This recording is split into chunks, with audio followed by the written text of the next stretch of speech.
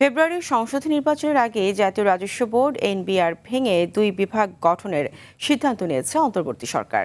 একটি বিভাগ থাকবে কর নীতি প্রণয়নের দায়িত্বে এবং অন্যটি কর আদায় ও প্রশাসনের দায়িত্বে। এর ফলে রাজস্ব আদায়ের দক্ষতা, স্বচ্ছতা ও রাজস্ব আহরণ বাড়বে বলে মনে করছেন উন্নয়ন সহযোগী অর্থনীতিবিদ ও ব্যবসায়ী নেতারা। এর আগে গত বছরের মে মাসে এই সংক্রান্ত একটি অধ্যাদেশ জারি করে সরকার, যার মাধ্যমে জাতীয় রাজস্ব বোর্ড বিলুপ্তি করে অর্থ মন্ত্রণালয়ের অধীনে রাজস্ব নীতি, আরপিডি ও রাজস্ব ব্যবস্থাপনা আরএমডি নামে দুটি পৃথক বিভাগ গঠন করা হয়। একে দেশের রাজস্ব ব্যবস্থা আধুনিকায়নে প্রয়োজনীয় কাঠামোগত সংস্কার হিসেবে আখ্যা দিয়েছে বর্তমান অন্তর্বর্তীকালীন সরকার।